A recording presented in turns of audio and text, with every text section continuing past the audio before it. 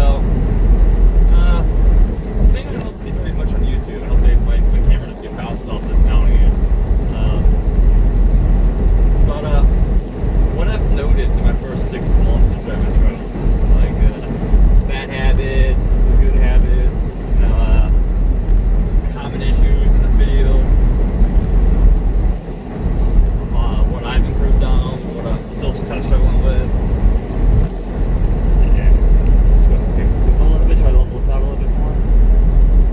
Very good amount, but okay.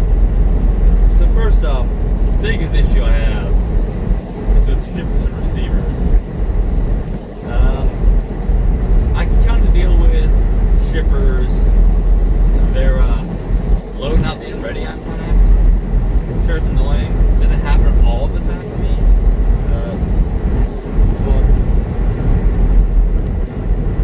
It like there's what was it, like 3 days ago I had a load that was 5 hours late.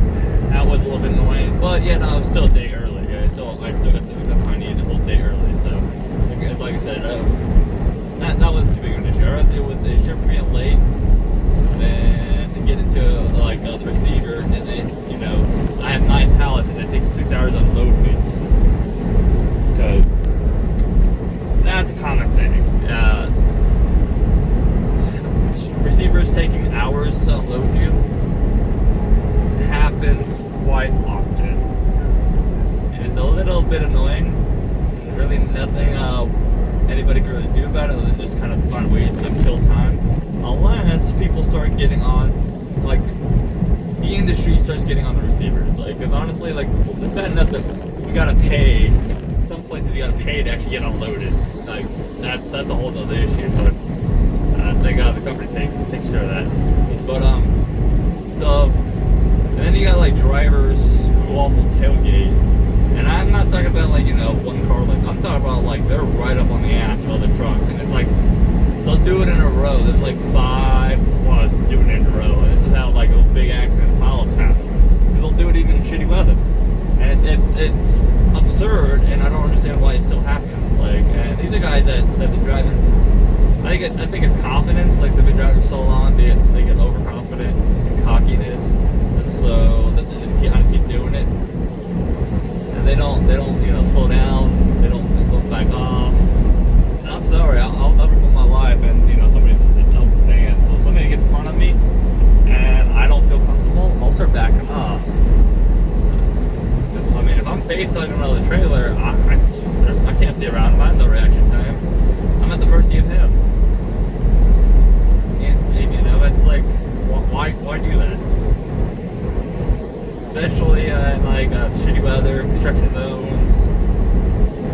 At least, see what's nice is I drive nights, and so I have noticed too that nighttime driving, the trucks out here at nighttime generally behave. They generally do. They're more courteous, which I can understand that. A lot more people out there today, so your patience gets worn out quicker. But it's not worth having the risk of killing somebody because you're too close. Now, I'm gonna try to bounce around a couple times as I remember things. And I'm doing this as a drive, and I didn't really write down a list. I'm all based on memory. And that's one thing I've noticed too. When I drive at night, days run together, and your memory kind of goes out the window. Like the wind sucks it away. But now onto my driving. When I first started driving, my first month, I could not take any curve without really slowing down. Like, it's posted 55, I'm scared to do 40. Like, 40 feels too fast. 45 was usually where I'd sit. I'd drop about 10 to 15 under. Now, I can pretty much do the posted speed on any curve. Some will slow down for it. Depends on how sharp it is. That's really what it comes down to, how sharp the curve is. Not to mention, when I got up in here the first day, everything seemed so fast. Like, I didn't realize 65 in a truck seems much faster up here.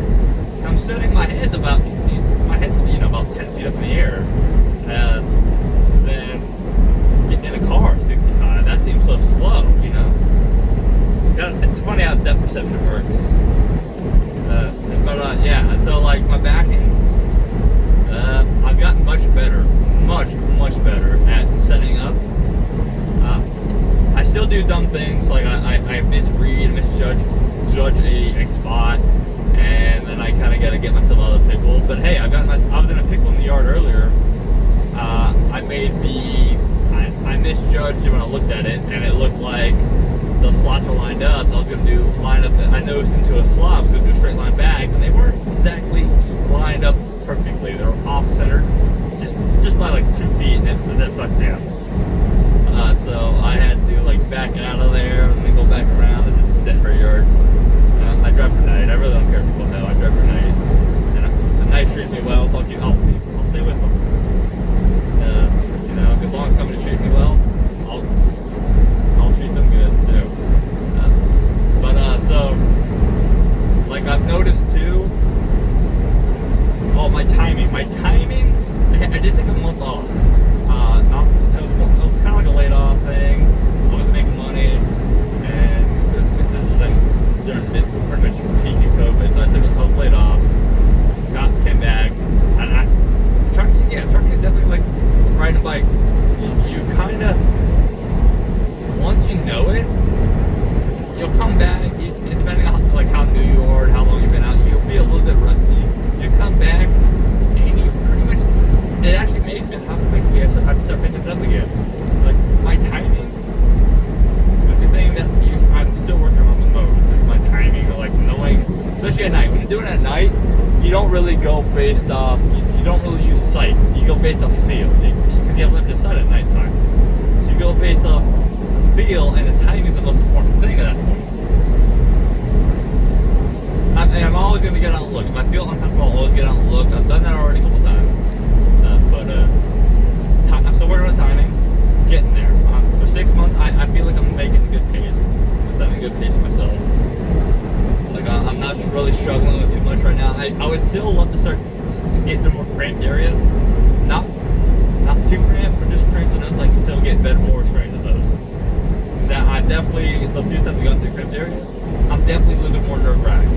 I get a little bit more, paranoid, hesitating, I'm overthinking. That's probably the best way to put it. I'm overthinking everything then. And I don't really want to, get stuck a couple of years later down the road when some areas where I wish I had the experience earlier. I have noticed though too, new drivers, especially new drivers, hell, any driver, you need help, ask for help. People won't always voluntarily come out to you, but if you ask for it, 9 times out of 10, the driver will help you. And they can agree on hand signals. Ask. If you're unsure, ask. It's not going to make you look any worse or any less of a person. I understand drivers are prideful. We feel like we can do it, but it's better safe than sorry. Like, imagine, if you're back and all of a sudden you took out this guy's headlight. You just ruined his day, and you're going to have a bad day too, because somebody's going to, want to talk to you. So, yes, ask. Always ask. But, what's this guy doing? I'm not exactly sure. The rain's picking up, but it means it's not that slow. Not like yesterday.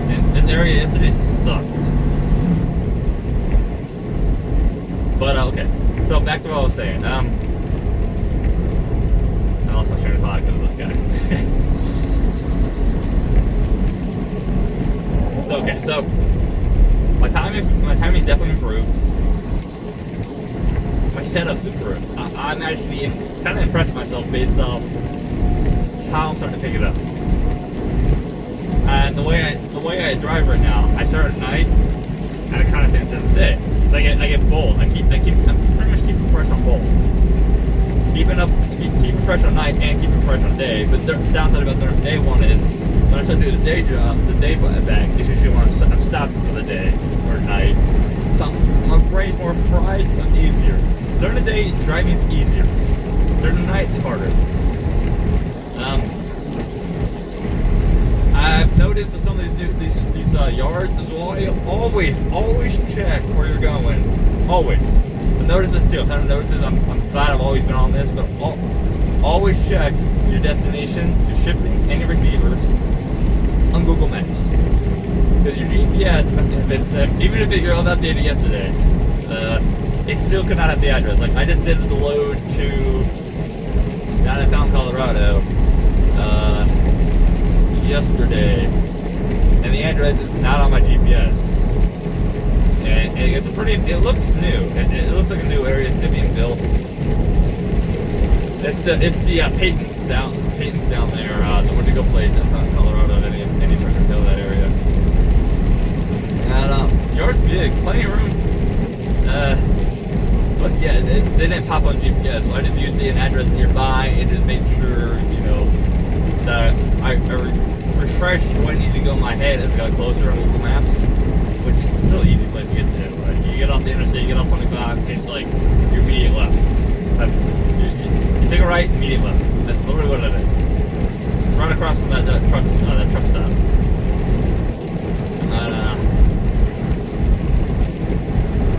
I definitely. So been back for a couple weeks, and I went my first 5 months with dry-van. I trained reefer and dry-van, and I definitely prefer reefer. Not to mention I'm a night owl, and okay, this video isn't just for what I've noticed, but I definitely am a night owl, so reefer's nice. The downside is, what I've noticed is you get more wait times in reefer, which, hey, if you're a young guy like me, I'm only 29, or hell, if you just like playing games, buy some console.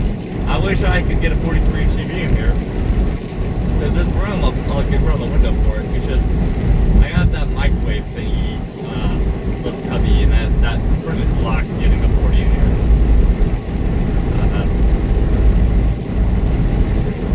I've noticed I definitely prefer heavier loads. Right now, currently I'm with 19,000, and it's a little breezy, not bad. I mean, I'm from Wyoming, so this wind is fake instead of what I'm used to. But yeah, so I figured I'd give you guys a heads up, an update 6 months in, let you guys know what I was thinking, what I thought about the industry so far. Oh, wait, I forgot a couple more things. There we go. Wait. And I don't do edits. I don't have a computer yet to do editing with, so these videos are kind of just uploaded like they are. So it's fine. Sometimes they're a little long. Once I can get a laptop, I'll edit. I promise you I'll edit. But